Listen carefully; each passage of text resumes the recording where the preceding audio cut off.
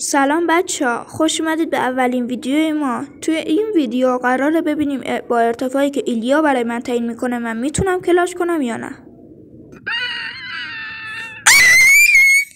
خب بچه‌ها، توی این ویدیو قراره که ایلیا بره توی جنگل و یک دقیقه فرصت داره تا هر چند تا که میخواد چوب جمع کنه و به ازای هر یک دونه چوبی که جمع میکنه، یک دونه از این چوبایی که جمع میکنه، من 3 تا بلاک میرم بالا و از اون بالا کلاش میکنم. اگه تونستم از اون بالا 5 بار پشت سر هم کلاش کنم که هیچ، ولی اگه نتونستم شما توی کامنت ها مجازات منو مینویسید و من دفعه بعد توی شورت ویدیو بعدی اون رو انجام میدم. فقط امیدوارم که بیشتر از 11-12 تا نتونه جمع کنه. بریم پیش ایلیا تا ببینیم چند تا از این چوبا میتونه جمع کنه. سلام بچه‌ها، چطوری؟ ما امروز اومدیم تا کندکاری کنیم در جنگل های افغانستان.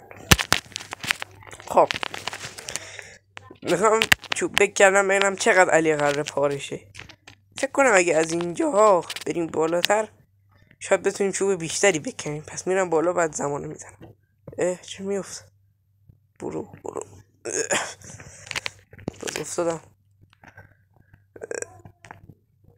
بالاخره موفق شدم. کندکاری بکن ببینم چقدر کندکاری میکنی. در جنگل های افغانستان من میخوام کندکاری را شروع بکنم، ببینم چقدر میتونم چوب بکنم یا به نفع علی رو پاره تر کنم. حالا بریم شروع کنیم.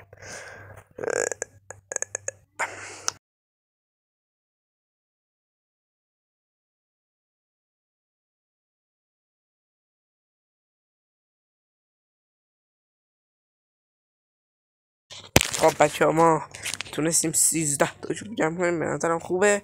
بریم اونجا یه لحظه دستم خورد، به نظرم میتونستیم 14 تا جمع کنیم بیر 13 تا. حالا بریم. به نظرم که علی نمیتونه. شما از همین الان آماده باشین، مجازات ها رو بنویسین که علی پارشه. علی خیلی قرار پارشه. علی عمرن یعنی میتونی؟ بله، کلاچ دیگه.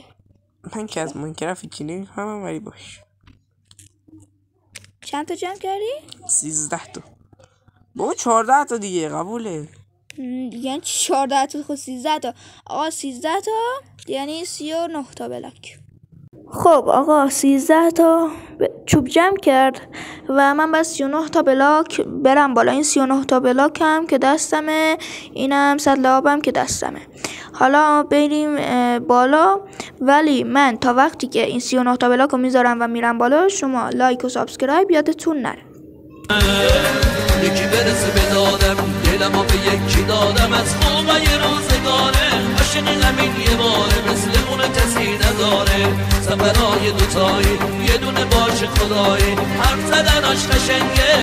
آقا ما اومدیم بالا، لایک و ساب کردین؟ اگه کردین دمتون گرم. آماده اید؟ 1 2 3 و بله، به آقا 1 بار رو از 5 بار تونستیم انجام بدیم و اینکه حالا ببینیم 4 بار دیگر رو چیکار میکنیم. الان میخوام برم بالا بکنم، حوصله کندن نداریم، میذاریم رو کریتیو، میریم بالا دیگه. حالا آقا میریم بالا. چقدر بزرگ رسید. خب آقا بریم برای بار دوم. بذارم رو که سروایول یادم نره. سروایول اوکی. خب بریم آقا، بریم برای بار دوم. میتونیم. آماده اید؟ 1 2 3 یس.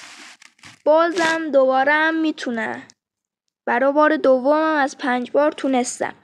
خب آقا الان باز میرم بالا، دوباره برای بار سوم میذارم. خب آقا بریم برای بار سوم، ببینیم این دفعه میتونیم کلاش کنیم یا نه.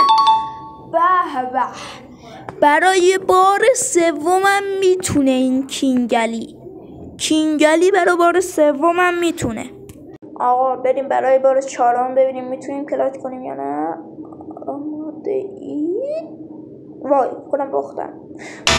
وای آره باختم. وای بابا من صد لابو گذاشتم چرا نخورد. آقا ما که باختیم ولی شما لایک و سابسکرایب یادتون نره، حمایت یادتون نره، مجازاتتونم توی کامنت ها بنویسید. من حتما یکی رو انتخاب میکنم و انجام میدم. و اینکه ایلیام داره اینجا از خوشحالی بالا پر میزنه. آقا ممنون که تا اینجای ویدیو رو تماشا کردید. یه سوتی هم دادم آخر ویدیو براتون میذارم.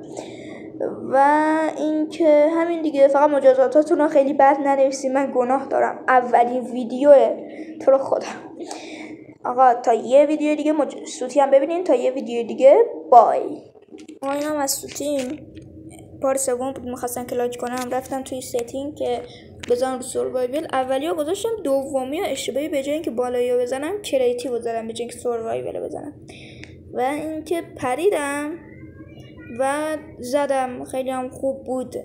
ولی به سطل آبم نگاه کردم، ایلیام بهم گفت و فهمیدم که رو کریتیوم. انقدر اعصابم خورد شد که گرفتم لاک پشت بدبختم زدم و سگجونم از نمیمرد. آقا مجازات، بازم میگم مجازاتاتون رو بنویسید و تا یه ویدیو دیگه بای.